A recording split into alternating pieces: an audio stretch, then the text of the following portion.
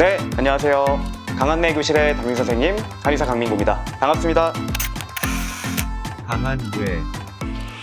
오늘 이야기해볼 주제는 바로 공황장애입니다. 공황장애는 어느 날 갑자기 막 죽을 것 같다, 엄청나게 불안하고 무서움, 이 감정이 들이닥치는 그런 질환인데요. 심장이 터질 것 같은 느낌도 들고 엄청나게 쿵쾅거리기도 하고요. 가슴이 답답해서 숨을 쉬기 힘들고 손발이 저리거나 힘이 쭉 빠지기도 하고 몸에 식은땀이 나면서 감각이 이상해지기도 하는 여러 가지 신체 증상이 동반될 수 있는 질환입니다. 혹시나 심장에 문제가 생겼나 싶어서 병원 검사를 받아봐도 별다른 이상이 없다는 얘기를 들을 때가 많죠. 이 당사자는 나한테 큰일이 생긴 거 아닌가? 내 몸에 큰 문제가 생긴 거 아닌가? 걱정하지만 신체적인 이상이 없다라는 대답을 듣기 때문에 오히려 더 답답하고 불안함을 느끼기가 쉽습니다. 그렇게 원인을 알 수 없는 불안이 계속되면 스스로를 점점 믿기 어려워지죠. 또 이런 일이 생기면 어떡하지? 라는 걱정도 들고 평소에는 개의치 않고 다니던 장소들, 대중교통이라든지 엘리베이터, 좁은 카페, 사람들이 많은 광장, 이런 장소들이 새삼 불편해지고 가기 꺼려지고 심지어는 가는 경로를 바꿔서 돌아가게 되기도 합니다. 이러한 증상이 언제 나올지 모른다는 불안, 이게 바로 예기불안이라고 하고요. 이 예기불안이 공황장애의 핵심 증상입니다.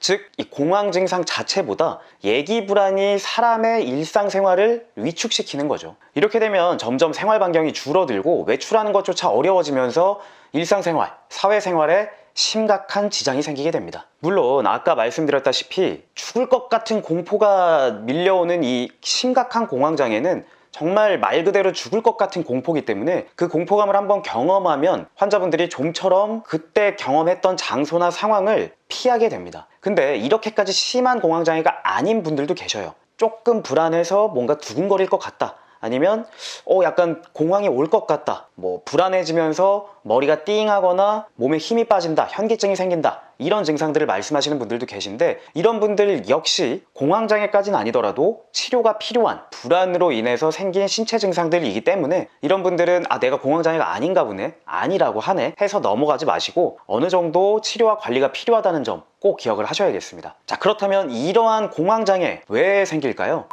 공황장애는 단순히 심리적인 문제로만 보긴 어렵습니다. 우리 뇌와 몸이 위기 상황을 감지하고 이 위기 상황에 대처하는 우리 몸의 출력을 내는데, 그 반응, 즉 자율신경계의 반응에 문제가 생겨서 공황장애, 불안장애 증상이 나타나게 되는 겁니다. 한의학에서도 이러한 증세에 대해 예전부터 주목해 왔습니다. 즉 공황장애 그리고 불안으로 인해서 발생하는 신체 증상들에 대해서 그 원인과 치료 방법들을 오랫동안 연구해 왔던 것이죠. 이때 필요한 건 단지 마음을 다스리는 것뿐만이 아닙니다. 몸을 안정시킴으로써 뇌의 건강도 좋아지게 하는, 몸과 마음이 각각 떨어진 것이 아니라 함께 어우러지게 하는 것이 바로 한의학적 치료의 핵심이죠. 공황장애는 보통 두근거림이나 이 가슴 답답함으로만 끝나는 게 아니라 두통, 어지럼증, 소화불량, 식은땀, 근육의 통증이나 무기력감 등 여러 신체 증상을 동반하는 경우가 많습니다. 그래서 치료할 때에도 이러한 부분을 복합적으로 대처하는 것이 아주 효율적이죠. 공황장애 치료를 위해 한의원을 내원하시면 환자의 증상과 체질, 심각한 정도나 치료 방법을 확인하기 위해 뇌파검사, 자율신경계 및 스트레스 검사, 설문지를 통한 증상 및 체질의 강도를 파악하는 검사 등을 진행을 합니다. 물론 환자의 상태에 따라 진행되는 검사는 달라질 수 있다는 점도 참고해 주시고요. 이러한 과정을 통해 현재 상태를 입체적으로 파악한 뒤 한의학적 치료 방법을 통해 환자분의 증상을 개선시킬 수 있는 방법을 찾아봅니다. 가장 대표적으로 마음을 안정시키고 신체 컨디션을 높여주는 한약 치료가 있겠고요. 우리가 긴장하면서 생기는 근육 긴장을 완화하기 위한 한방물리요법이나 추나치료, 자율신경계 기능을 회복하기 위한 약침치료나 침치료 등 한의원에서 여러 가지 치료 방법들을 통해 환자의 증상을 보다 빨리 개선하고자 합니다.